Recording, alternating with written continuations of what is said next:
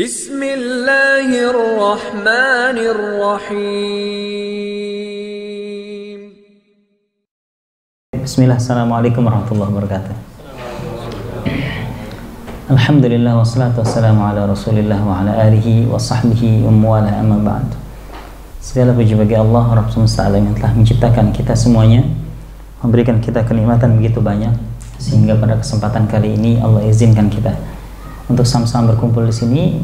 Kita luruskan niat kita untuk mengilmui tentang kutab. Ya.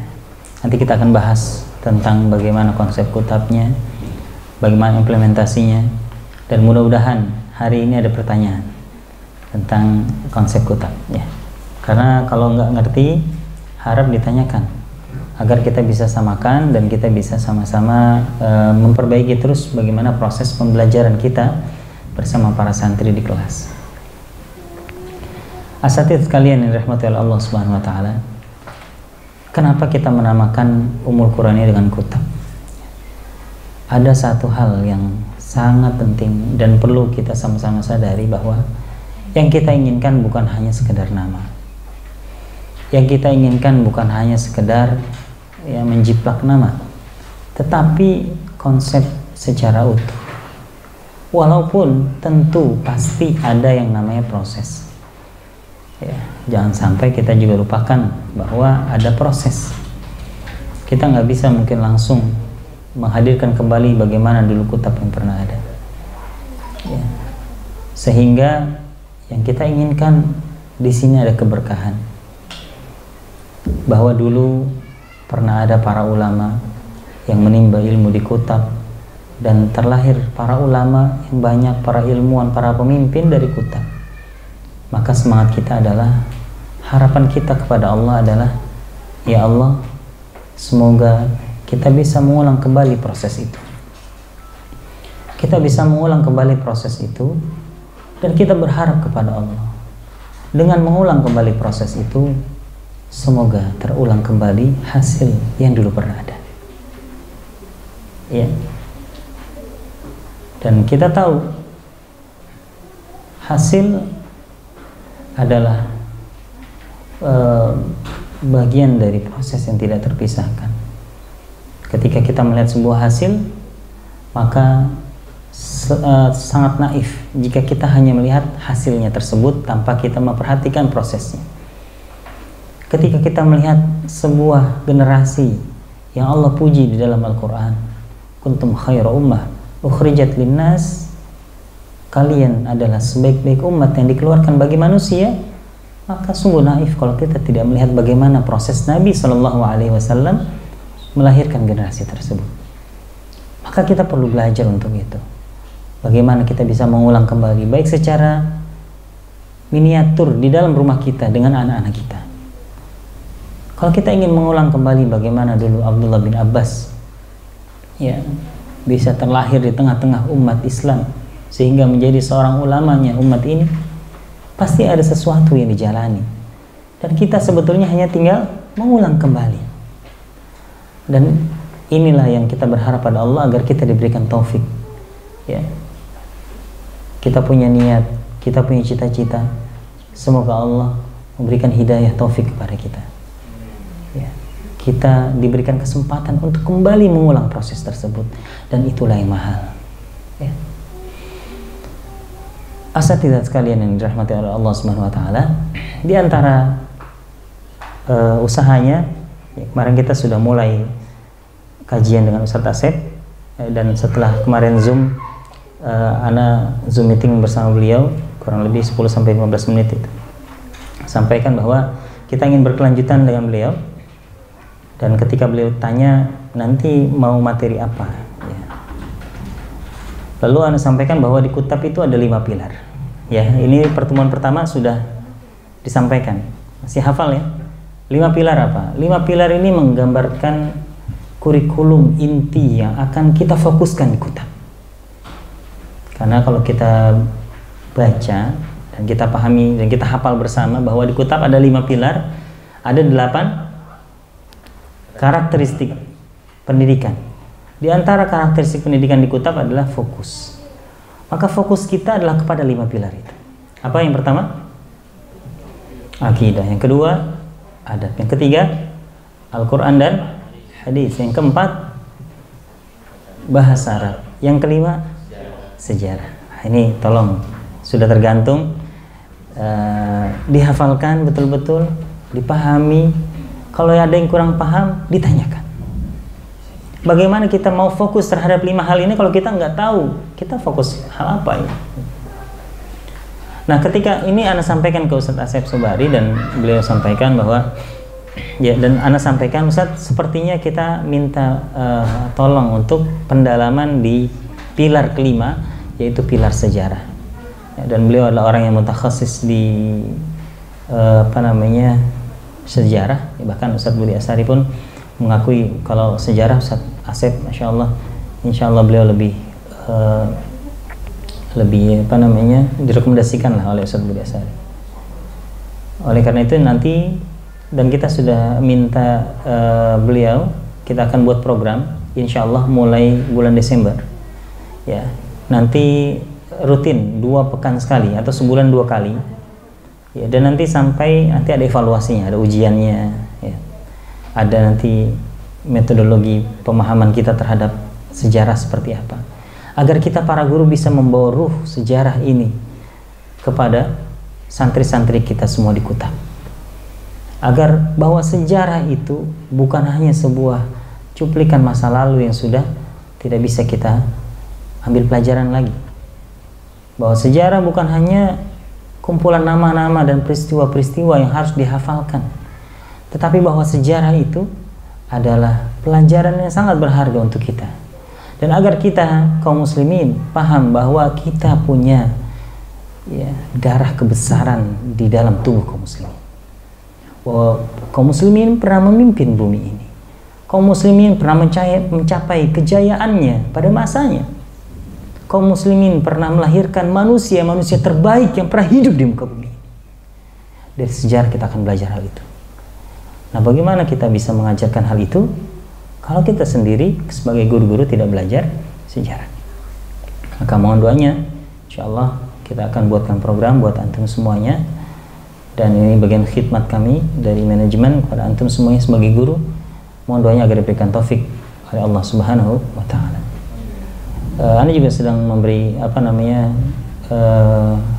menghubungi beberapa asatidz yang sekiranya bisa menjadi penguat kita untuk mengilmui konsep ini, dan agar kita bisa menjadi sebaik-baik guru di Kutab Ummul Qura ini, insyaallah. Baik, asatidz sekalian yang dirahmati oleh Allah Subhanahu wa Ta'ala, kita sudah 2 pertemuan, ini pertemuan ketiga bersama Ana, dan mudah-mudahan kita semua diberikan keistiqomahan.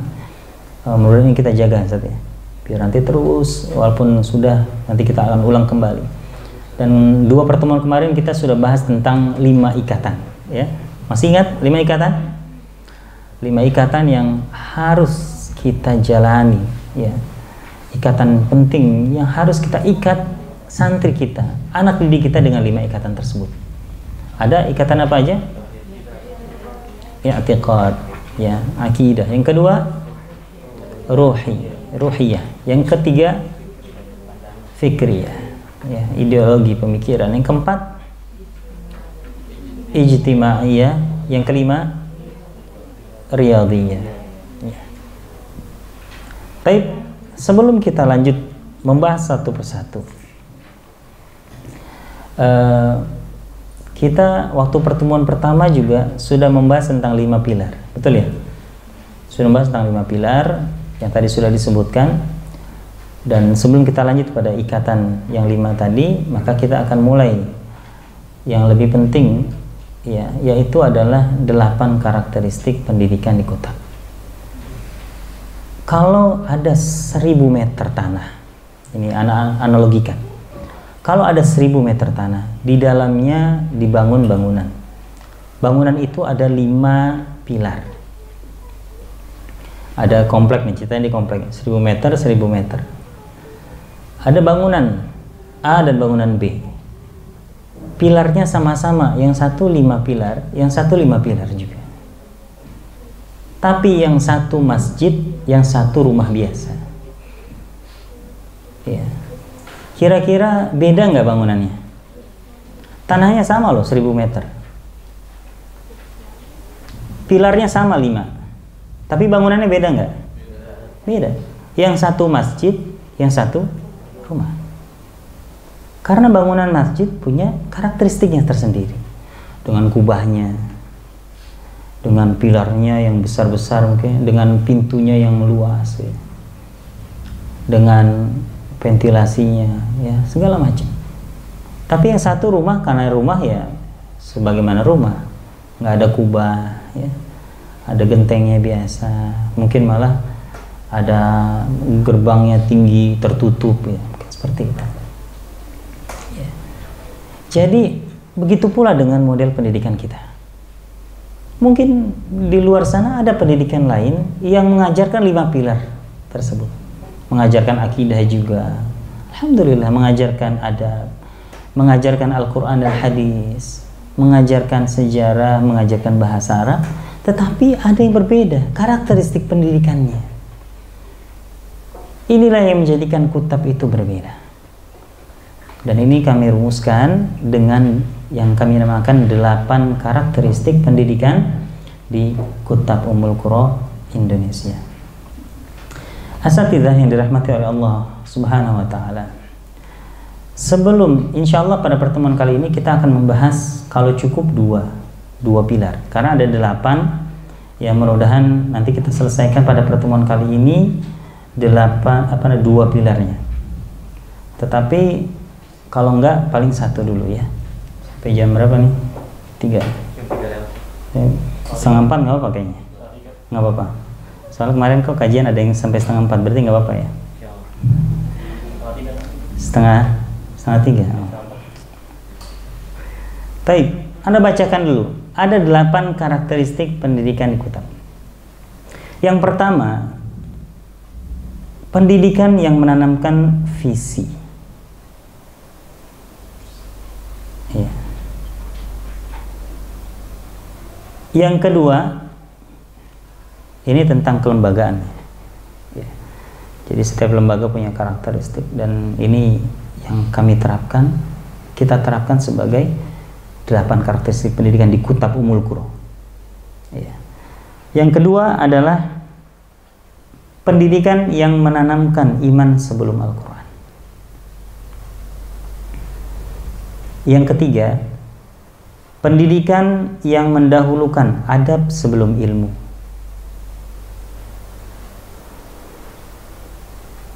Yang keempat, konsep yang memperhatikan urutan dalam proses pendidikan. Jadi urutan. Konsep yang memperhatikan urutan dalam proses pendidikan. Yang kelima, metode yang fokus dalam proses pendidikan.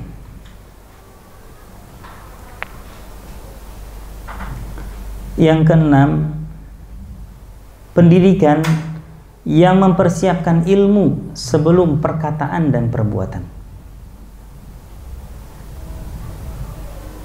Yang ketujuh, pendidikan yang mendorong lahirnya amal dari ilmu yang diperoleh. Amal atau karya.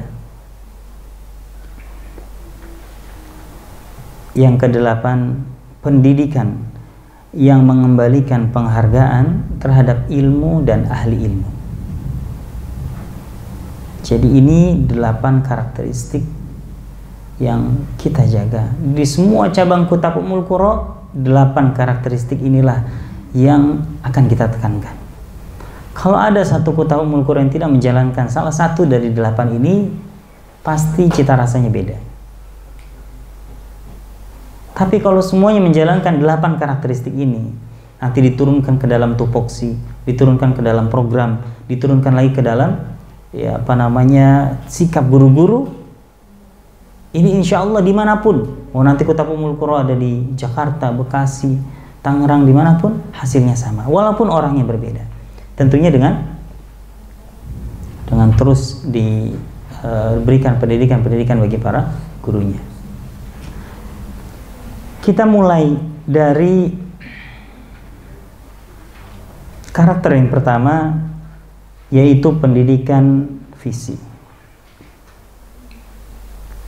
Ya. Apa yang dimaksud pendidikan visi? Asatidzah yang dirahmati oleh Allah Subhanahu wa taala, inilah yang membedakan kutab Ummul Qura khususnya dengan pendidikan yang lain. Kita sebagai guru hendaknya mendidik bukan hanya secara kognitif, bukan hanya materi-materi ajar, tetapi justru kita tanamkan visi ke dalam jiwa anak-anak kita. Sebagaimana Nabi SAW ketika mendidik para sahabat, Nabi menanamkan visi kepada mereka. Contoh, banyak sekali contoh bagaimana sikap Nabi kepada para sahabat. Yang sering kita dengarkan misalkan Abdullah bin Abbas sekali lagi. Bagaimana ketika beliau didoakan oleh Nabi SAW, Allahumma faqihu fid din wa alimhu ta'wil. Ini adalah pendidikan visi. Nabi ingin Abdullah bin Abbas menjadi seorang ulama umat ini. Ketika Muawiyah bin Abi Sufyan pernah waktu kecil terjatuh, waktu itu dengan ibunya Hindun terjatuh Muawiyah. Lalu ibunya bilang kepada Muawiyah, semoga Allah tidak membangunkanmu. Kalau ada orang lewat, kenapa engkau berkata seperti itu kepada anakmu? Dia sepertinya akan menjadi pemimpin kaumnya, kata orang yang lewat itu. Kata ibunya, demi Allah, semoga Allah tidak membangunkanmu kalau hanya engkau menjadi pemimpin kaummu.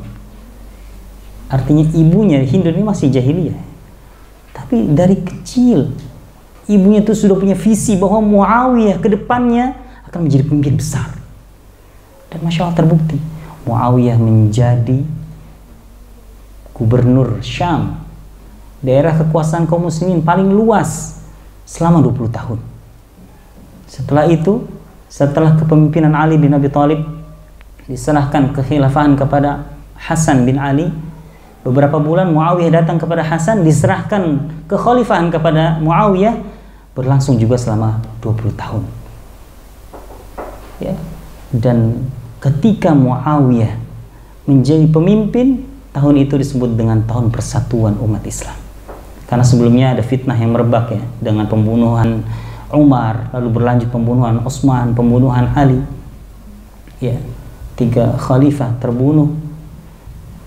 Lalu masih berlangsung ketika Hasan memimpin. Akhirnya ketika diserahkan kepemimpinan itu kepada Muawiyah bin Abi Sufyan, aman, Masya Allah. Lihat visi seorang ibu kepada anak.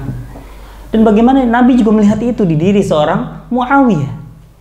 Suatu ketika Nabi SAW pernah mendoakan Muawiyah, atau bukan mendoakan, memberikan nasihat kepada Muawiyah. Nabi SAW berkata kepada Muawiyah, in wallaital amr, jika nanti suatu ketika engkau menerima amanah sebagai pemimpin, jika engkau mengambil kepemimpinan umat ini, kata Nabi SAW, fattaqillaha wa'dil, maka bertawakallah kepada bertakwalah kepada Allah dan adillah. Lihat bagaimana Nabi SAW menanamkan visi itu kepada siapa? Kepada para sahabatnya, pada murid-muridnya. Kita sudah sering dengar bagaimana Muhammad Al-Fatih ketika kecil diajak ke tepi laut, dilihat dari jauh bagaimana benteng Konstantinopel, lalu dikatakan, nah itulah benteng yang kelak akan engkau bebaskan. 800 tahun sejak Nabi SAW mengatakan, latuftahanna al-Konstantiniyatu, akan dibebaskan Konstantinopel, fala ni'mal amiru amiruha, sebaik-baik pemimpin adalah pemimpin yang membebaskan Konstantinopel, wala ni'mal jaysh dzalikal jaysh, sebaik-baik pasukan adalah pasukan yang ikut bersama pemimpin membebaskan Konstantinopel. 800 tahun loh. Pasukan pertama yang menyerang Konstantinopel di zamannya Muawiyah. Muawiyah memerintahkan anaknya Yazid bin Muawiyah untuk menyerang. Di antaranya ada sahabat utama yaitu Abu Ayyub Al-Ansari yang akhirnya jenazah beliau dikuburkan persis di depan benteng Konstantinopel. Tapi tidak berhasil. Berapa? Terjadi kurang lebih dari 8 penyerangan selama 800 abad. Dan ternyata 800 abad ya. 8 abad, 800 tahun. Dan ternyata dibebaskan oleh seorang anak yaitu Muhammad Al-Fatih yang pada saat itu kurang lebih usianya adalah 24 tahun. Asatidzah yang dirahmati oleh Allah Subhanahu wa taala. Jadi pendidikan visi bukan pendidikan yang remeh. Pendidikan visi adalah satu karakter pendidikan yang harus kita hadirkan kembali di kitab ini. Jadi jangan sampai, kalau kita kemarin bicara tentang jangan sampai fokusnya pada pelajaran umum, bahkan sekarang kalau kita sudah fokus mengajarkan Al-Quran dan hadis, jangan sampai berhenti di situ. Yang utama dari pendidikan karakter ini adalah karakteristik pendidikan kitab ini adalah yang pertama, pendidikan visi. Kita tanamkan visi itu kepada anak-anak kita. Mafhum insyaallah ya. Betapa pentingnya pendidikan visi ini. Banyak sekali. Ya, bagaimana dulu ada perbincangan 4 pemuda ya, di Hijr Ismail. Ini seringkali juga diulang-ulang agar kita paham bahwa lihat bagaimana mereka sudah terbiasa dengan visi. Ya, ada Abdullah bin Umar, ada Abdullah bin Zubair, ada Urwah bin Zubair. Ini ada yang mengatakan Abdullah bin Zubair, ada yang mengatakan Abdul Malik bin Marwan. Tapi mungkin anak ambil biasanya Abdullah bin Umar, Abdullah bin Zubair, Urwah bin Zubair sama Mus'ab bin Zubair. 4 orang ini duduk ya, di sebuah bagian dari Masjidil Haram yaitu Hijr Ismail. Lalu mereka bilang, ayo kita buka satu majelis tamannau ya, kita berangan-angan lah, punya visi. Apa visi kamu ke depan? Cita-cita kamu ke depan apa? Lalu dimulai. Mus'ab bin Zubair, beliau mengatakan uridu imra'atal Iraq, aku ingin menjadi gubernur Irak ya. Dan menikahi 2 orang wanita yang saat itu adalah anaknya Husain dan juga anaknya satu lagi yang lupa siapa.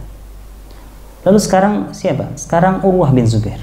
Urwah bin Zubair mengatakan, saya uridu an yu'khad 'anil ilm, aku ingin agar diambil ilmu ini dariku. Artinya dia ingin menjadi seorang ulama. Yang ketiga siapa tadi? Mus'ab bin Zubair. Yang kedua Urwah bin Zubair. Yang ketiga Abdullah bin Zubair.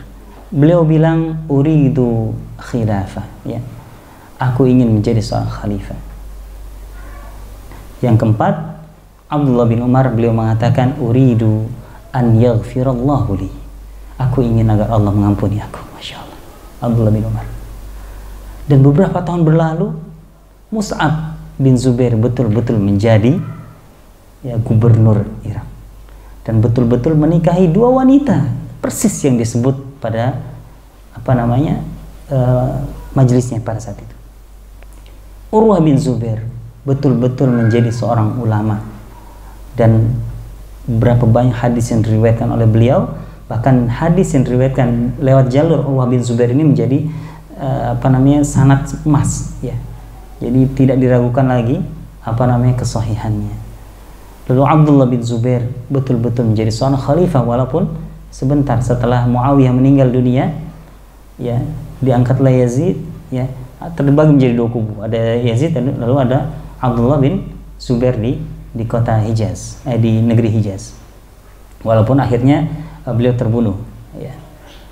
Dan selesai ya. Nah, yang keempat Abdullah bin Umar ya, tentunya semoga Allah mengampuni dosa beliau, dan beliau termasuk sahabat yang utama dari sahabat-sahabat Rasulullah sallallahu alaihi wasallam. Artinya abah dan ummahat. Artinya para asatidzah yang dirahmati oleh Allah Subhanahu wa taala. Ini begitu penting pendidikan visi ini. Setuju? Insyaallah. Jadi asatidzah, lalu bagaimana caranya kita menanamkan pendidikan visi ini? Atau apa secara lebih jelasnya seperti apa? Jadi yang perlu kita tanamkan kepada santri-santri kita pendidikan visi ini ada 3 yang perlu kita tanamkan pendidikan visi ini kepada santri-santri kita. Yang pertama adalah kita perlu ya menanamkan pendidikan visi tentang apa? Tentang visi individu. Ya. Jadi kita perlu menanamkan visi individu santri-santri kita. Ini secara individu, santri-santri kita ini akan menjadi apa? Ya.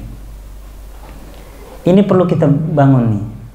Jadi kalau ada sebuah ayat di dalam Al-Quran, ya, surat Az-Zariyat ayat 56, Allah berfirman, A'udzubillahi minasyaitonirrajim, wa ma khalaqtul jinna wal insa illa liya'budun. Tidaklah ya diciptakan manusia dan jin. Ya, aku ciptakan manusia dan jin kata Allah kecuali untuk beribadah kepadaku. Maka ini harus kita tanamkan bahwa sebetulnya kamu itu visi hidup untuk apa? Yang utama untuk beribadah. Dan ibadahnya mau di sisi apa? Cita-cita kamu pribadi, kalau bahasa kita mungkin cita-cita pribadi kamu tuh apa? Karena apapun cita-cita mereka, itu kan untuk ibadah kepada Allah Subhanahu wa Ta'ala. Jadi jangan sampai anak kita ini, santri-santri kita dikutab 7 tahun, 6 tahun, dia nggak tahu dia mau jadi apa ke depannya.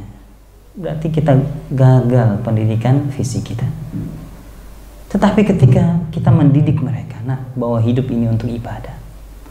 Hidup ini kita diciptakan bukan untuk senda gurau. Tapi kita untuk beribadah kepada Allah, ada tujuan besar. Dan harus ada peran individu yang harus diambil oleh setiap orang. Nanti ada yang bilang gini, kalau gitu Ustaz saya pengen jadi dokter. Dikejar, jadi dokter untuk apa? Saya pengen ngobatin orang-orang yang sakit Ustaz. Saya pengen menolong orang-orang yang nggak mampu agar mereka bisa berobat, menjaga kesehatan mereka. Itu jadi visi mereka dan peran mereka secara individu untuk ya, apa mereka terlahir di dunia ini. Mafhum insyaallah ya. Jadi yang perlu kita tanamkan adalah ini visi individunya sebagai apa? Bikin judul. Apa sih mereka ini mau ngapain di dunia ini? Jangan sampai kayak binatang ternak. Ya. Bahkan kata Allah di dalam Al-Quran, ya, orang-orang yang kayak orang kafir yang kerjanya hanya makan, minum dan melakukan hal yang tidak bermanfaat lainnya, mungkin bermanfaat secara dunia. Allah bilang ulaika kal anami balhum adall. Mereka seperti binatang ternak, bahkan lebih parah, lebih sesat dari binatang ternak. Kalau kambing, ya, gemuk, bisa dipotong jadi sate, enak ya, pakai sambal kecap, jadi dipotong-potong, ya, kasih lada sedikit. Bawang merah, visioner. Visioner. Tapi kalau manusia nggak punya visi, kerjanya cuma makan minum, ya, mikirin kehidupan pribadi, beranak, lalu mau apa? Padahal Nabi SAW sampaikan khairun nas anfa'uhum linnas. Padahal Nabi SAW sampaikan ya tentang fadilah bermanfaat untuk orang lain. Man sanna sunnatan hasanatan dan lain sebagainya. Disampaikan banyak hadis yang menunjukkan bahwa kita ini perlu ada peran individu sebagai seorang manusia. Nah, ini tugas para asatidzah semuanya, menyadarkan santri-santri kita. Walaupun prosesnya panjang ya. Jadi jangan seminggu nggak sadar, ini nggak punya visi nih anak. Jangan, tolong sabar. Mendidik itu, ya kata Allah di dalam Al-Quran ini kazar'in, ya, seperti tanaman. Jadi generasi itu seperti diumpamakan seperti tanaman. Kazar'in akhraja syat'ahu fa'azarahu fastaghlaba fastawa 'ala suqi. Prosesnya panjang, dari mulai benih, tumbuh tunas, mulai gede segala macam ya, sampai akhirnya bisa diambil buahnya itu luar biasa, tahunan. Makanya guru harus menjadi orang yang paling sabar. Makanya kalau kita mau lihat kesabaran terhadap proses, lihat para petani. Ya, kalau kemarin ke Kutab Bandung tuh, Masya Allah, ke mana? Kutab Yatim ya, Bandung Barat. Kemarin Ustaz hari ini kaget melihat proses nanam padi, ternyata luar biasa. Bagaimana menjadikan bibit padi itu, ini ibaratnya proses berdarah-darah nih, lama sekali. Sampai akhirnya tumbuh menguning, sampai jadi gabah, digiling lagi kan. Masya Allah. Ini proses panjang. Begitulah kita sebagai seorang pendidik. Maka perlu kita menanamkan ini kepada anak dari kecil. Kalau dia belum punya pilihan gimana? Coba ceritakan sirah. Nah, inilah sahabat, ada yang punya seperti ini. Sahabat ada yang dia sebagai seorang saudagar dan menginfakkan hartanya di jalan Allah. Ini ada tentara panglima Islam yang dia mengorbankan jiwa raganya di jalan Allah. Ada yang menjadi pemimpin adil, dia menjadi pemimpin yang memberikan rahmat untuk yang dipimpinnya. Sehingga anak-anak tuh nanti mereka akan ketemu satu titik, ustazah, saya pengen kayak dia, gitu ya. Saya pengen seperti Umar bin Khattab,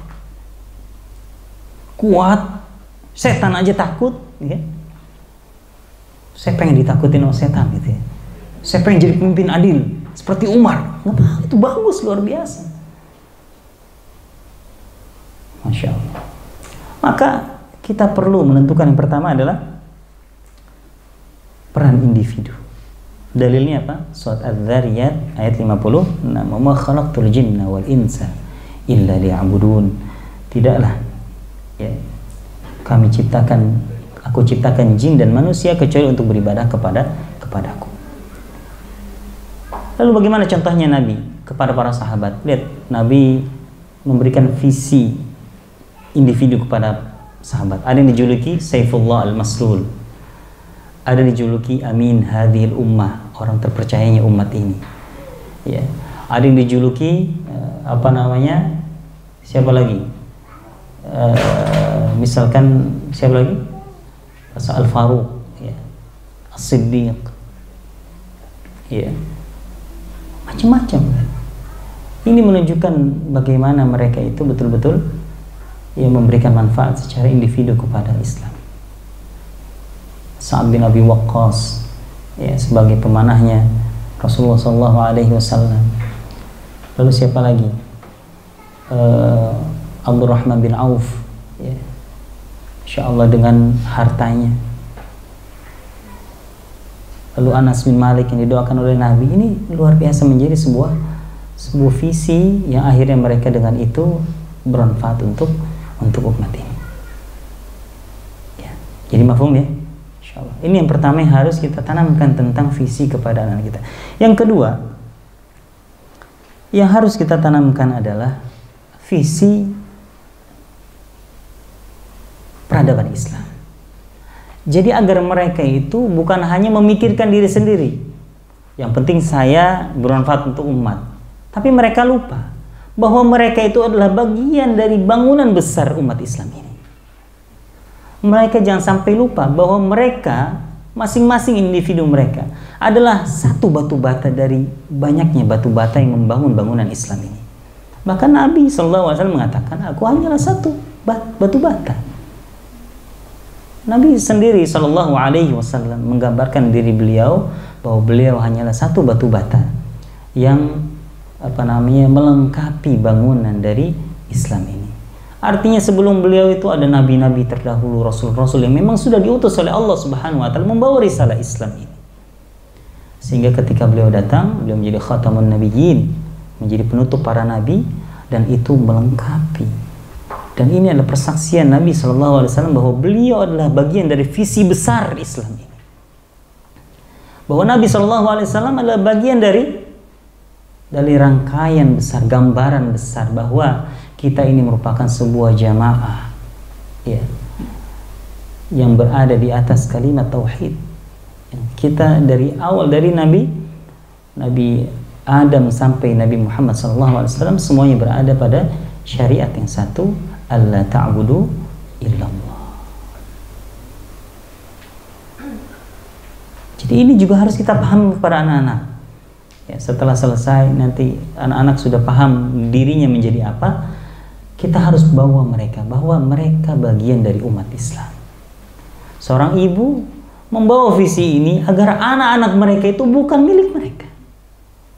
Anak-anak para ibu bapak itu mereka adalah orang yang dititipkan atau anak-anak yang dititipkan oleh Allah kepada mereka. Sehingga nanti pada waktunya Islam meminta anak-anaknya untuk agama, untuk Islam ini, kemaslahatan umat, maka sebagaimana dulu sahabiah Al-Khamsah, ketika anak-anaknya semua meninggal dunia, yang dicari mana Rasulullah, saya ingin tahu keadaan Rasulullah. Ketika Rasulullah dikabarkan dalam keadaan sehat, beliau bersujud syukur, padahal anak-anaknya meninggal dunia, karena tahu bahwa semuanya adalah bagian dari Islam ini.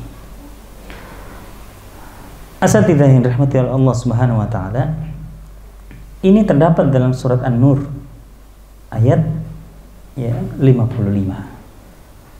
Surat An-Nur ayat 55, Allah Subhanahu wa taala berfirman ya di dalam di dalam surat An-Nur ayat 55, A'udzubillahi minasyaitonirrajim. Wa'adallahu alladhina amanu minkum wa 'amilus solihati la yastakhlifannahum fil ardh kama istakhlafal ladzina min qablihim wa la yumakkinanna lahum dinahum alladzi irtada lahum wa la yubaddilannahum min ba'di khawfihim amna ya'budunani la yushrikuna bi syai'a wa man kafara ba'da dzalika fa ulaika humul fasiqun. Allah menjanjikan buat orang-orang yang beriman di antara kalian dan beramal saleh, sungguh Allah akan jadikan mereka mengurus bumi ini, khalifah.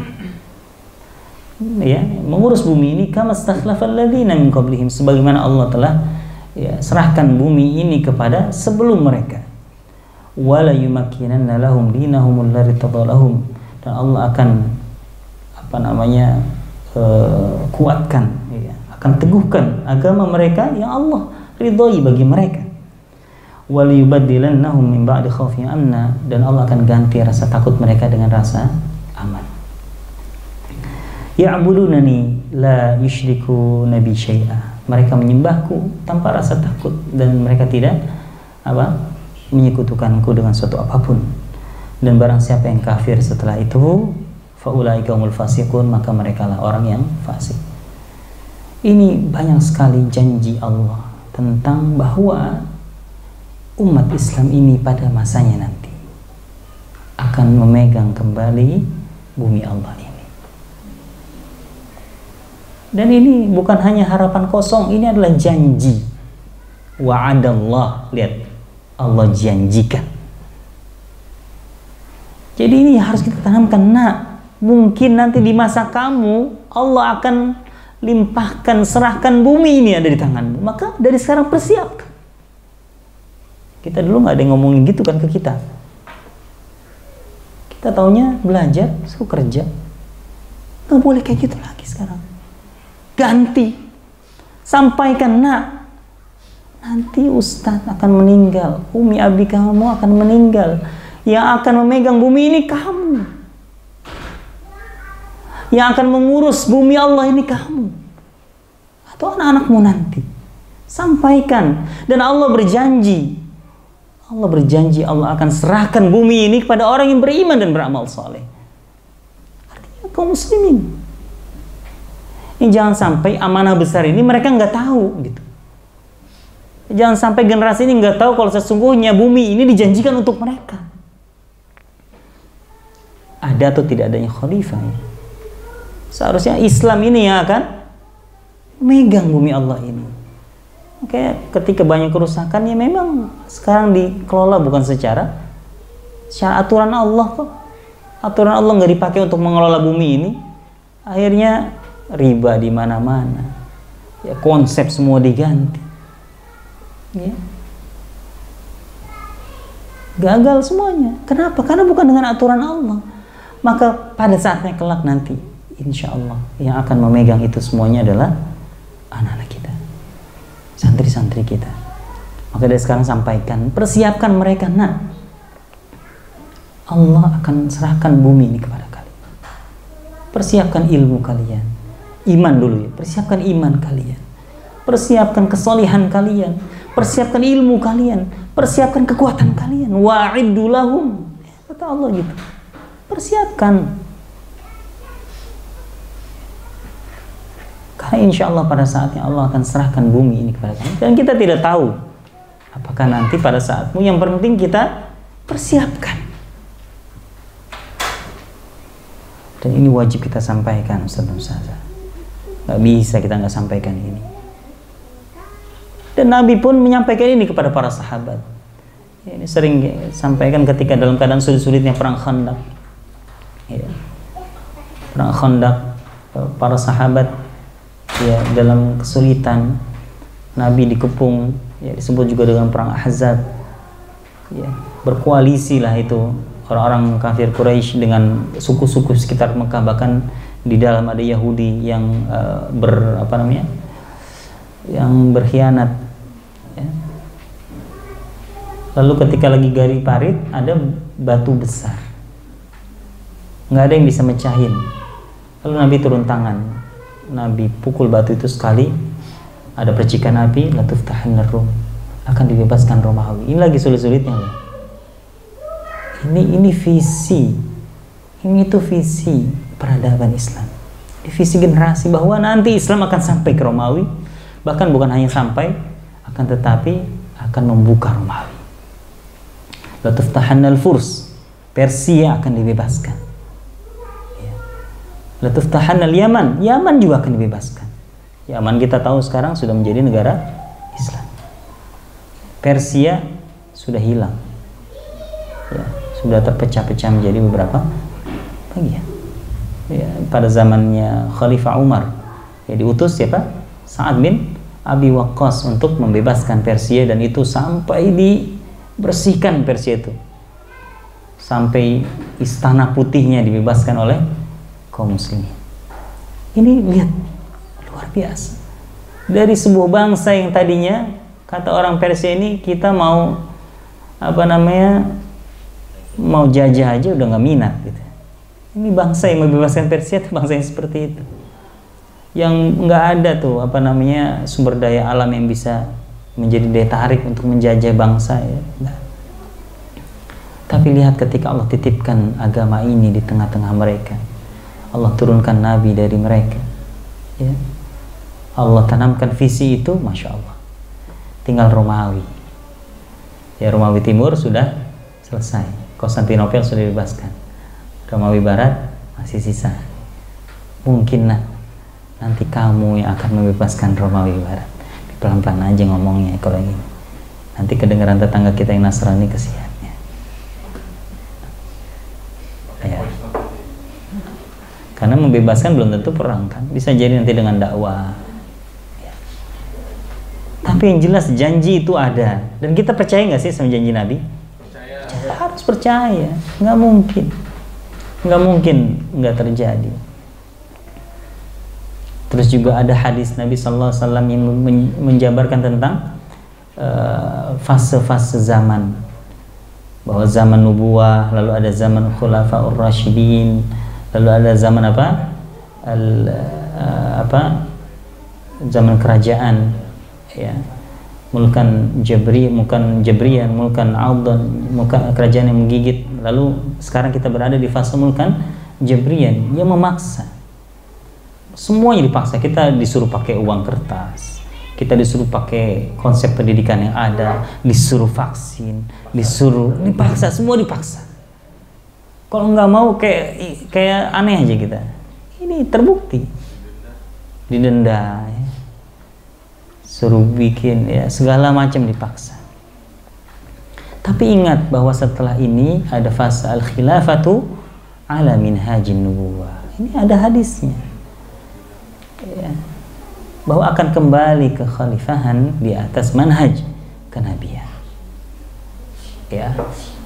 Dan ini visi generasi yang harus kita sampaikan kepada anak-anak kita. Ini jangan alergi dengar khilafah, ya. Khilafah nanti disangkanya HTI. Khilafah punya Islam, bukan punya salah satu ormas. Tetapi bagaimana caranya itu kan yang kita harus sesuai dengan Al-Quran, Sunnah, dan pemahaman yang benar. Mafhum insyaallah. Jadi kita perlu sampaikan ini kepada anak-anak kita. Dan ini adalah visi yang kedua yang harus kita sampaikan kepada anak-anak. Jadi setelah kita bangun visi individu bahwa mereka harus punya peran individu, jangan sampai mereka nggak punya peran. Nanti Islam bangkit, mereka apa perannya nggak tahu. Lalu yang kedua yang kita harus bangun juga dari visi peradaban Islam secara jamaah. Ya, artinya bahwa Islam ini bagian dari mereka. Mereka adalah bagian dari Islam. Bahwa ada yang dijanjikan oleh Allah Subhanahu wa taala tentang Islam ini. Lalu yang ketiga, asatidzah semuanya yang dirahmati oleh Allah Subhanahu wa taala, yang harus kita tanamkan juga kepada anak-anak kita bukan hanya itu. Ini kayaknya udah sempurna banget nih. Kalau seorang santri udah punya visi individu, udah punya juga visi peradaban, apalagi gitu. Ternyata ada yang ketiga, jangan salah, bahwa seorang manusia adalah mereka, ya, orang yang beriman adalah mereka, ya, yang cerdas. Dan kata Nabi, al-kayyisu man dana nafsahu wa amila lima ba'dal maut. Orang yang cerdas adalah orang yang menahan nafsunya dan orang yang beramal untuk kematiannya. Maka visi yang harus kita bangun selain dua visi tadi adalah visi kehidupan abadi. Harus kita bangun. Maksudnya apa? Kita harus bangun kepada anak-anak kita bahwa kehidupan di dunia ini hanyalah sebentar. Kita harus bangun di dalam diri anak-anak kita bahwa kita semuanya akan pulang kepada Allah Subhanahu wa ta'ala. Nabi SAW mengatakan kepada Ibnu Umar, kun fid dunya ka'annaka gharibun aw 'abir sabil. Ini lihat, Nabi menanamkan visi ini kepada sahabat. Jadilah engkau di dunia ka'annaka gharibun, seakan-akan kau itu orang asing, aw 'abir sabil, atau orang yang hanya numpang lewat. Jadi agar apa? Agar anak-anak kita ini paham, oh ternyata di luar hiruk pikuk dunia ini ada satu negeri yang akan kita tuju bersama, yaitu akhirat, dan itu adalah surga. Jangan sampai nanti mereka nggak tahu ini, akhirnya mereka nggak tahu mau ke surga neraka, mereka nggak mikir. Ya. Maka ini penting sekali kita tanamkan kepada mereka. Untuk itulah kita belajar tentang keimanan. Ada iman kepada Allah, ada iman kepada hari akhir, agar mereka tahu bahwa semuanya insya Allah nanti akan kembali kepada Allah. Inna lillahi wa inna ilaihi raji'un. Kita semuanya milik Allah dan kita semuanya akan kembali kepada Allah. Mafhum, Ustazah? Dan ini luar biasa. Ya. Kita tanamkan ini di dalam surat Maryam ayat 63. Ya.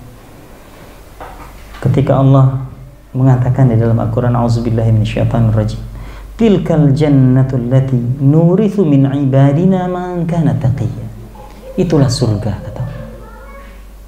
Allati nurithuha, yang kami wariskan surga tersebut, ya, min ibadina, di antara hamba-hamba kami, man kana taqiyya, yang dia bertakwa. Jadi kita sampaikan, visi kita adalah kumpul lagi di surga. Kita sekarang kumpul bersama, kamu nanti di rumah bersama uminya, bersama abinya, bersama keluarga, suami bersama istrinya, istri bersama suaminya, kita semuanya. Kita ingin bahwa kita kembali lagi ke surga Allah Subhanahu wa ta'ala. Sampaikan bahwa ayah kita Nabi Adam alaihissalam tadinya tinggal di surga, tapi dengan hikmah Allah, Nabi Adam diturunkan ke bumi. Dan ini merupakan hikmah Allah Subhanahu wa ta'ala.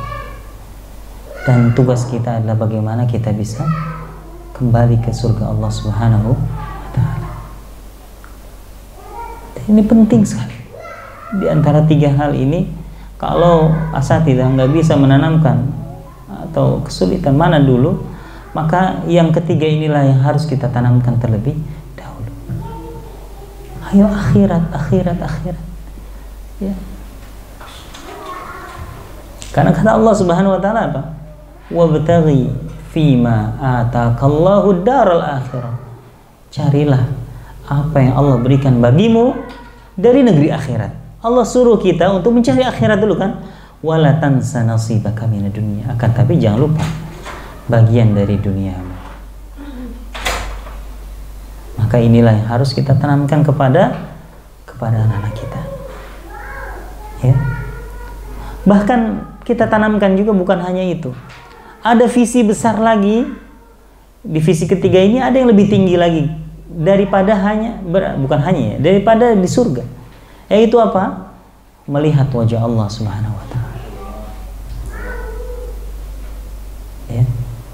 Dalam sebuah hadis, ya. Nabi sallallahu alaihi wasallam mengatakan, "Innakum satarawna rabbakum kama tarawna hadzal qamar." Sesungguhnya kalian, ini lagi bulan purnama, Masya Allah. Ini pelajaran iman nih. Kalau mau nyontoh metode pembelajaran iman nih, contoh Nabi. Lagi bersama sahabat, malam hari ada purnama, Nabi bilang, sesungguhnya kalian satarawna rabbakum, akan melihat Rabb kalian kama tarawna hadzal qamar. Ya. Sebagaimana kalian melihat bulan purnama ini. Kalian tidak berdesak-desakan, bahkan melihat bulan purnama ini dari tempat-tempat kalian. Nanti orang akan ada tempat-tempat di surga. Orang yang akan kembali ke surga, penghuni surga lebih hafal jalan ke rumahnya di surga daripada jalan ke rumahnya di dunia. Bayangkan. Ini di antara hidayah, bentuk hidayah adalah hidayah di surga nanti. Jadi ada beberapa hidayah, ada hidayatul irsyad, ada hidayatul taufik. Ada hidayah ketika seseorang masuk surga. Apa hidayah itu? Ketika orang masuk surga, dia akan diberikan hidayah pengetahuan tentang di mana alamat rumahnya di surga, bahkan lebih hafal tikungan-tikungannya daripada hafal rumahnya di dunia.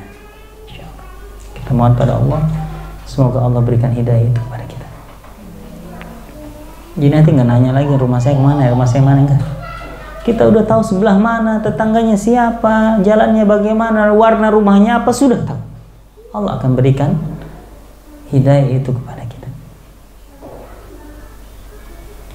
Dan yang paling tinggi tadi adalah melihat wajah Allah Subhanahu wa taala. Di dalam Al-Qur'an surat Al-Qiyamah ayat 22, Allah berfirman, "A'udzubillahi minasyaitonirrajim. Wujuhun yawma idzin nadhirah." Pada hari itu wajah-wajah berseri-seri.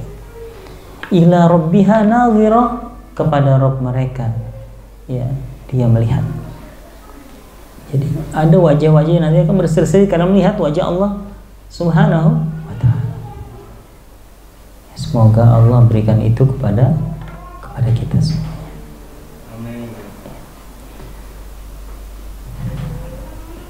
Hadis tadi ini diriwayatkan oleh Jarir bin Abdullah.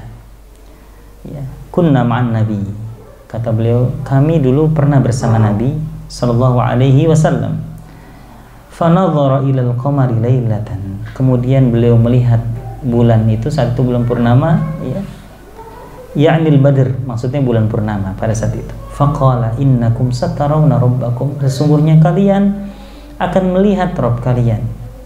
Kama tarawna hadzal qamar.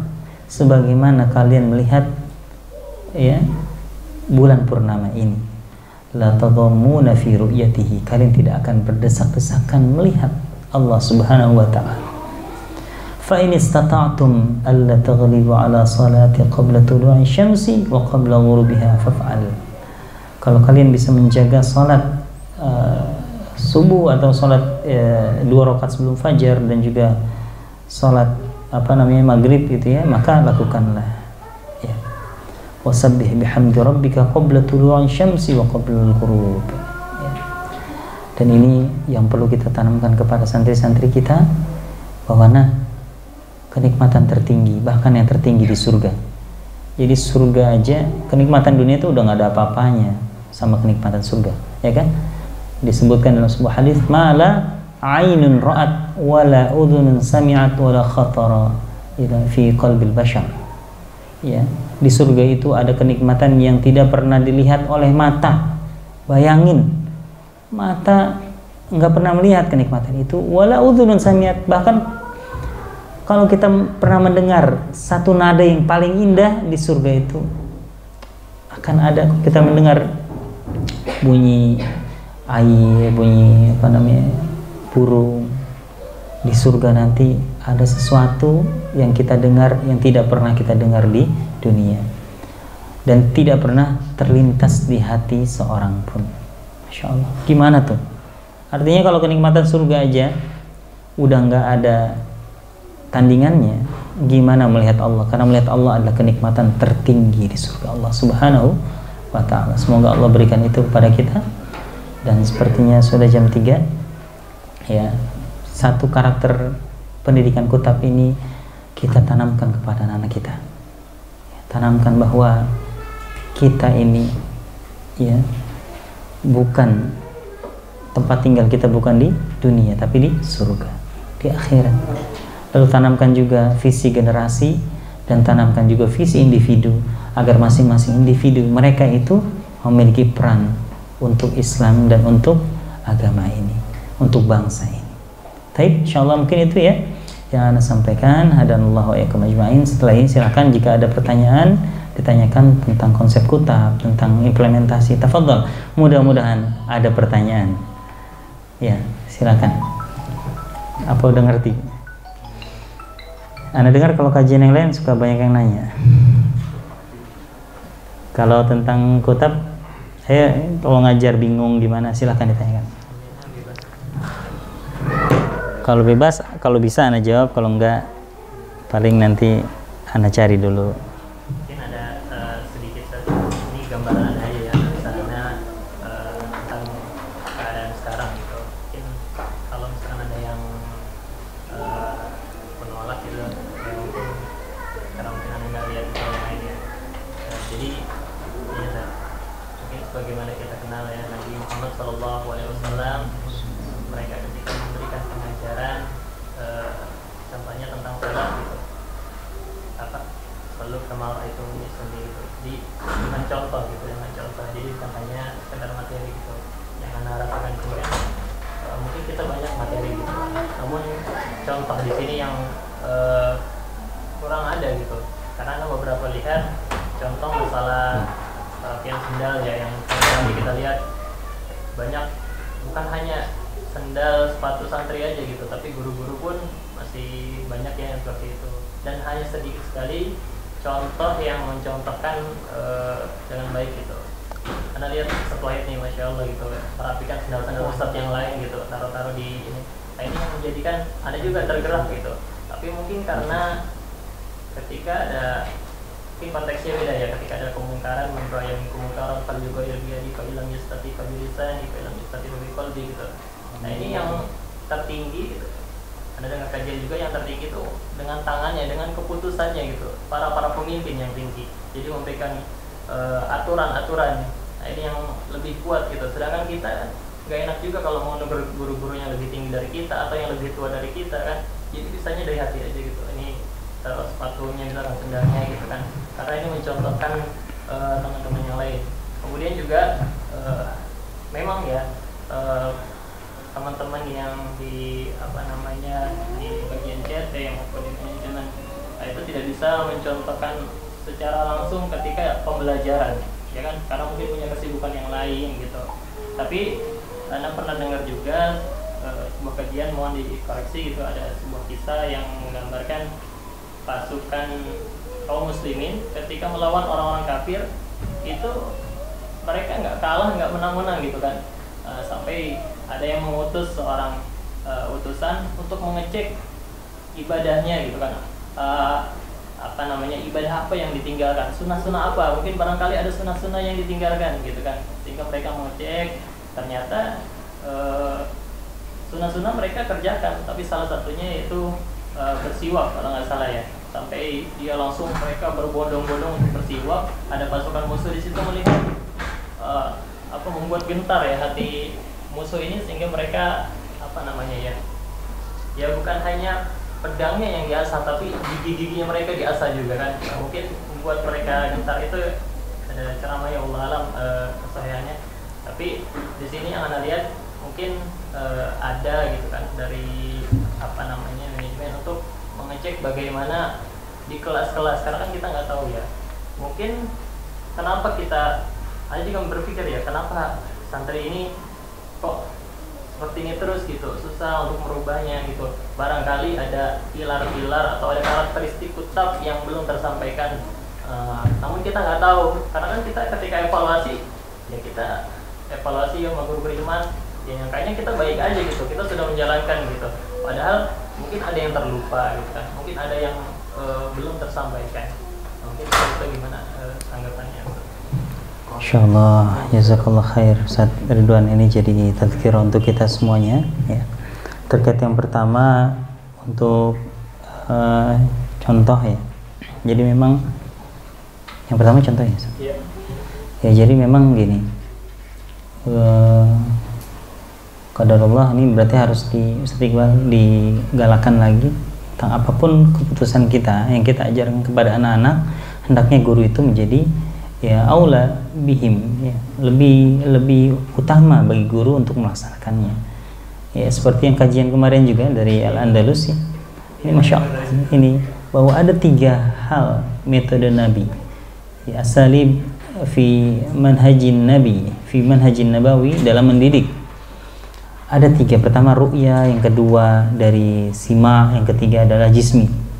Ru'ya ini yang harus kita sama-sama kencangkan lagi, apalagi nanti ketika kita anak-anak sudah offline, siap insyaallah ya.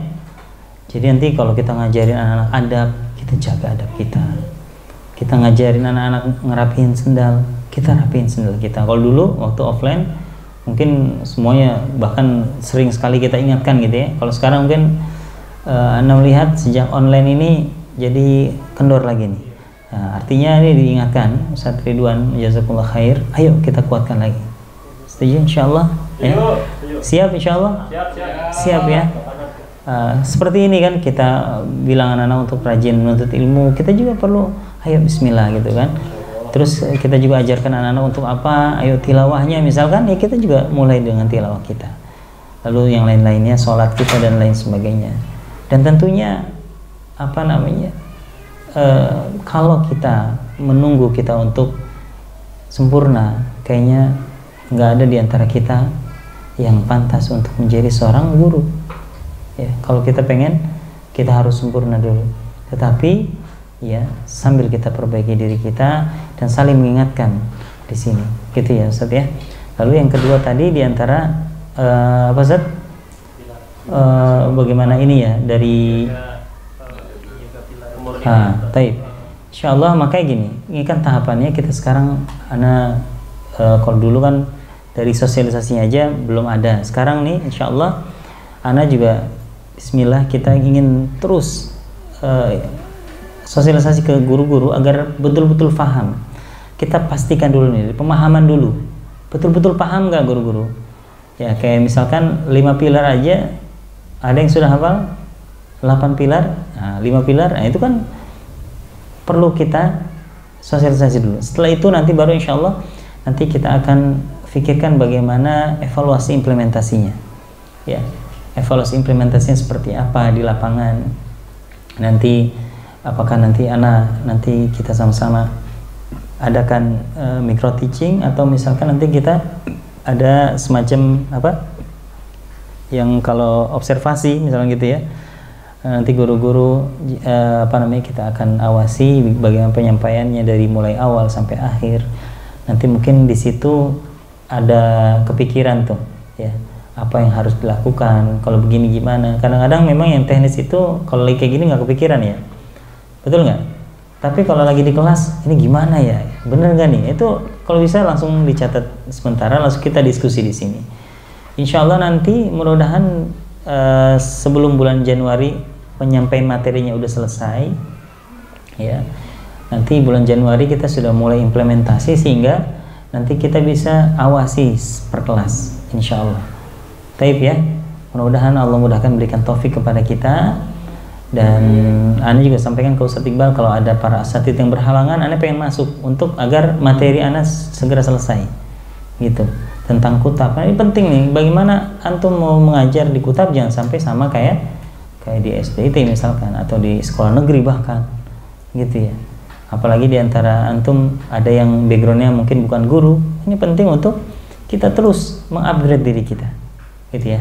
Jadi insya Allah tahapannya kita selesaikan dulu materinya, minimal tentang visi ya, lalu tentang 5 pilar, lalu tentang 8 karakteristik, dan nanti kita lanjut penjelasan rinci tentang 5 ikatan yang kemarin, bagaimana itu nanti harus kita tanamkan kepada anak-anak. Seperti itu ya, insya Allah. Baik, ada lagi? Ya, silakan Ustaz Yusuf.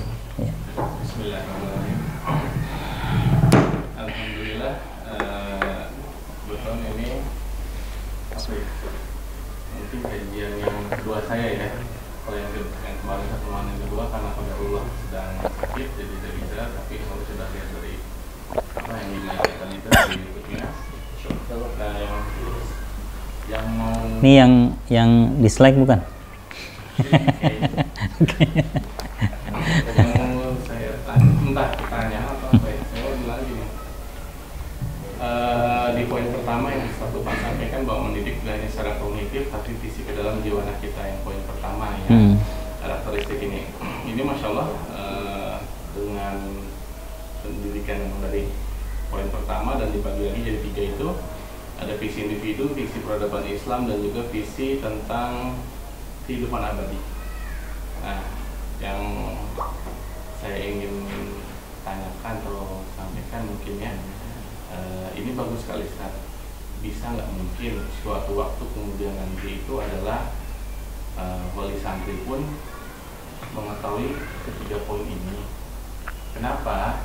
Saya mengerti perkataan Profesor Dr. Akrafan Hakim yang beliau di pakar pendidikan juga ya di Indonesia, itu yang saya mengertinya adalah kala itu teman saya bertanya, Pak Profesor Arif,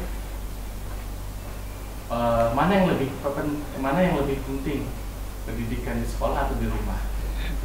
Nah, kaitannya adalah ini, kalau Profesor Arif Rahman menjawabnya seperti ini, bukan pertanyaan diganti Pak, tapi bukan mana yang lebih penting, tapi yang mana lebih didahulukan. Lalu Profesor Arif Rahman menjelaskan di rumah pertama. Nah, ya, dua-duanya penting, tapi pertanyaan di rumah ya Pak ya, tapi mana yang didahulukan? Di rumah, kata beliau. Baik, nah maksud saya adalah di sini, kalaupun asatidahnya kita sudah kuatkan, kita tanamkan visi, memang butuh proses seperti yang Ustaz Burman bilang, bahwa tidak mungkin seminggu 2 minggu seperti itu. Nah, terkadang anak-anak itu dengan karakteristiknya yang fitrahnya masih seperti anak-anak ya, begitu sampai ke rumah bertemu dengan lingkungan, apalagi dengan abi dan umumnya mungkin yang belum mengetahui hal ini, ketika anaknya bercerita dengan semangat kepada orang tua bahwa tadi Ustaz menyampaikan atau Ustazah menyampaikan tentang aku harus menentukan aku menjadi apa nih abi. Ternyata terkadang nggak semua mungkin dikhawatirkan, ada beberapa orang tua atau wali santri mungkin yang mendoktrin anaknya jangan kayak gitu, udah ini aja. Nah, akhirnya kan kita udah nanamkan dengan suka, dengan penuh dengan keikhlasan, ternyata di lingkungan atau di rumah bahasa kasar mungkin buyar lagi. Nah, makanya di Profesor Arif itu juga menyampaikan satu didahulukan di rumah, dan yang kedua adalah sinkronisasi pendidikan antara di sekolah dengan di rumah itu harus sinkron dulu. Ya itu dia, makanya di kutab itu di awal kan apa tujuan ayah bunda memasukkan ke kutab, mungkin perlu juga ditanamkan juga ke wali santri. Khawatirnya ya itu dia, yang seperti yang Ustaz Iwan bilang, kok dilihat anaknya berubah-ubah ya, apa ada faktor yang belum disampaikan nih atau apa. Khawatirnya itu ada tidak mix match. Baik, jazakallah khair, insyaallah. Baik, masya Allah, jazakallah khair, Ustaz. Jadi memang gini, ini juga berapa kali yang nanya Ustaz Iqbal, Ustaz, jadwal aneh di pusat kok nggak ada ya gitu. Gimana nih gitu. Padahal ana komitmen ke cabang-cabang ini ada 6 materi yang harus ana sampaikan ke semua wali santri. Nah, ana mudah-mudahan nanti semester 2 Ustaz ya bisa, orang tua juga harus menerima ini, karena gimana kita mau ya tadi betul guru kita mau serius dalam mendidik anak-anak, tapi kalau di rumahnya tidak kondusif ya, harus punya cita-cita. Nanti orang tua bilang, udah kamu biasa aja, udah nggak usah kayak gitu ya. Repot ya. Nanti bilang ke Ustaz, kata umi saya biasa aja. Walaupun ada hak orang tua juga untuk nanti, enggak, orang tuanya pengen jadi anaknya jadi ulama, tapi ketika bilang ke antum pengen jadi tentara, ya nggak masalah. Orang tua punya hak untuk bagaimana mengarahkan anaknya, gitu. Jadi betul Ustaz, insyaallah ini jadi program kita juga. Nanti mungkin Ustaz Iqbal nanti dijadwalkan, ya salah satunya qadarullah ya, dengan kondisi seperti ini, apalagi ada perpindahan segala macam ya. Jadi anak ketemu orang tuanya itu belum membahas terkait konsep lagi nih. Menurut nanti Januari ketemu sama orang tua sudah membahas konsep. Ya biarin mau yang pindah ikut kita atau mau yang di sini, nggak, kita kasih tahu aja konsepnya kan, biar nanti bisa terapkan di rumah dan tentunya bisa bisa menjadi penguat untuk kita juga sebagai guru-guru. Jazakumullah khair. Jadi ada 6 materi yang wajib di sana. Ya, buat orang tua.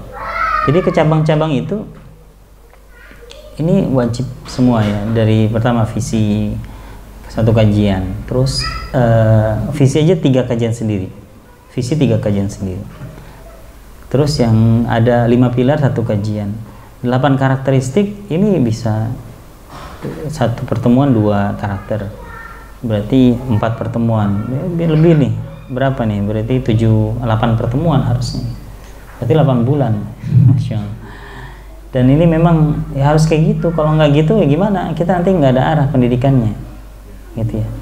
Cuma mudah-mudahan, mohon doanya, pengennya nanti mudah-mudahan ada yang bisa belajar bersama, agar nanti yang menyampaikan bukan cuma anak, yang menyampaikan nanti mungkin kita doakan para asatidz diberikan keluangan waktu agar nanti bisa menyampaikan juga ke cabang-cabang yang lain, insyaallah. Gitu ya. Iya. Ada sedikit pembahasan gitu. Jadi tadi kan kita berpikir bagaimana wali santri ini dapat materi-materi gitu. Karena ada wali santri juga yang memang dia kajian ikut aja gitu, tapi dia nggak ngerti gitu, betul-betul nggak ngerti. Mungkin pembahasan kita bagaimana kita mendidik anak tersebut supaya dia bisa memberikan hidayah kepada orang tuanya. Nah, Masya Allah, ya. Itu gimana? Iya, bisa juga dibalik kayak gitu. Jadi gini, anak itu dengan fitrahnya, insya Allah efektif juga untuk menyampaikan hidayah kepada orang tuanya. Banyak orang tua yang bilang kana, banyak orang tuanya juga bagus ya, kita balik perspektifnya. Kalau dari sisi anak, sebetulnya kalau kita fokus di anak, orang tua nanti sambil berjalan tetap kita berikan. Tetapi ketika kita fokus di santri, ini Masya Allah banyak dari orang tua, Ustaz saya didakwahi sama anak saya, ya, TV disuruh jual, ya. Terus orang tua disuruh untuk bangun qiyamul lail, ada loh, ya, disuruh orang tua lagi nonton musik gitu ya, dangdut, ya. Umi pantesan aja susah ngapalnya, pantesan nontonnya gini ya, gitu, Insya Allah. Dan ya bagus nih, jadikan anak-anak kita sebagai duta-duta, dai-dai di rumah mereka, Masya Allah. Dan insya Allah anak-anak itu ya, ini kalau bahasa anak-anak kalau udah dapat kebaikan karena dia masih fitrah gitu ya, ini seperti dapat wahyu, bener. Kalau antum ikhlas nyampaikan, dibacakan ayatnya, dibacakan hadisnya, itu mereka tuh kayak melongo gitu, ini nih gitu kan. Makanya hati-hati memasukkan sesuatu kepada anak-anak. Tanggung jawabnya luar biasa. Salah ngajarin, dosa jariah, ya. Bener ngajarin, amal jariah luar biasa panjang. Dan bayangkan kalau kita serius mendidik mereka 7 tahun ini, mereka hidup sampai 57 tahun, misalkan 50 tahun mereka akan menjaga kebaikan-kebaikan itu, dan kita dapat manfaatnya, dapat pahala dari Allah. Ya, kita ajarin Quran 50 tahun mereka baca Quran, Masya Allah, nggak kebayang nih. Dan Allah Maha Pemurah terhadap semua itu, dan Allah Maha membalas segala kebaikan. Taib ya, insyaallah. Ada lagi pertanyaan? Iya tuh maksudnya dari situ Nggak apa-apa. Jadinya kita tidak akan selalu menyalahkan orang tua gitu. Kadang ada sendiri sih menyalahkan gitu kan, kadang sikapnya terhadap anaknya sehingga di kota tuh kayak gimana gitu. Supaya kita jangan banyak menyalahkan, karena orang tua pun umat juga kan yang mesti kita dakwahi juga gitu. Jadi paling nggak kita berusaha bagaimana anak tersebut yang bisa memberikan hidayah gitu bagi orang tua. Betul ya. Jazakumullah khair ya. Jadi memang, nah ini tinggal perspektif kita, pandangan kita kepada orang tua itu seperti apa tadi ya. Memang kalau pandangan yang diajarkan Nabi kan, laqad ja'akum rasulun min anfusikum, datang kepada kalian rasul dari kalian sendiri, azizun alaihi ma anittum. Jadi Nabi Muhammad itu betul-betul ingin agar umat itu dapat hidayah. Harisun alaikum, artinya bukan gitu ya, azizun alaihi ma anittum. Nabi Muhammad kalau umatnya kesulitan, Nabi Muhammad merasa susah gitu. Azizun alaihi ma anittum harisun alaikum, sangat ingin umatnya itu mendapatkan hidayah. Bil mu'minina raufur rahim, penyayang dan lembut kepada orang-orang beriman. Nah ini kalau kita sebagai seorang guru memandang semua santri kita, bahkan wali santri kita sebagai objek dakwah kita, seharusnya kita pandang dengan pandangan Nabi kepada umatnya. Kalau ada orang tua yang belum bisa ini, kita coba tanya, Om ada kesulitan nggak? Abi gimana, ada kesulitan nggak? Ya, mungkin kita bisa nanti mendakwahi dan kita bisa memberikan masukan. Ya nggak mesti kita berikan dalil, nggak mesti gitu kan. Tapi pelan-pelan, ya Bi, anaknya seperti ini, kita komunikasi dengan baik. Itu insya Allah perhatian itu bisa mendatangkan hidayah. Percaya nggak? Bagaimana dulu Nabi SAW memberikan perhatiannya kepada orang yang belum masuk Islam, lalu Allah datangkan hidayah kepada mereka. Ya, ini ma'ruf lah kasih sayang Nabi kepada Yahudi yang di pinggir pasar yang selalu mencaci Nabi setelah Nabi meninggal. Ya, biasa disuapin sama Nabi, ternyata digantiin sama Abu Bakar, ternyata bukan Nabi, dan ditanya bahwa yang selama ini menyuapi beliau adalah Nabi, akhirnya masuk Islam. Ada orang yang nimpukin Nabi dengan kotoran dan lain sebagainya, ketika sakit dijenguk, akhirnya masuk Islam. Oke, dengan adanya media kunjungan, walaupun sekarang lagi Covid ya, belum ada kunjungan. Ya minimal nanti diberikan, guru-guru memberikan perhatian bukan hanya kepada santri tapi juga kepada orang tuanya. Tapi tolong betul-betul perhatikan hijab ya, antara, jadi kalau yang ummahat ya, yang ustazahnya jangan ke abinya, perhatian banget ustazah gitu ya. Jangan ya, benar ini beneran ya, nanti salah paham ya. Kalau yang ustaznya juga ya lewat abinya atau nanti lewat grup ya, artinya insya Allah itu akan terasa, dan akhirnya nanti akan membuat satu ekosistem ya, terasa tuh ekosistemnya, kayak ruhnya, biahnya tuh, lingkungannya tuh akan terasa semangat untuk mengawal pendidikan generasi. Cukup mungkin ya, atau ada dari Ahwat? Ustazah hari ini pakai kertas juga nggak apa-apa. Voice note. Baik, nggak ada, kalau nggak ada kita cukupkan. Alhamdulillah, semoga Allah berkahi.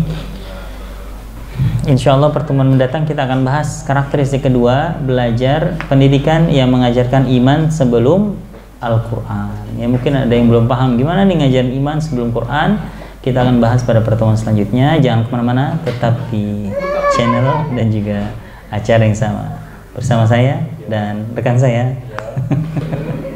Ini nggak usah dimasukin nanti ya. Oh iya, nanti diedit aja ya. Baik ya, hadanallahu ya kemajuan, semoga Allah ridhoi ya, dan semoga kita diberikan taufik dan hidayah terus sama Allah Subhanahu wa taala. Assalamualaikum warahmatullahi wabarakatuh.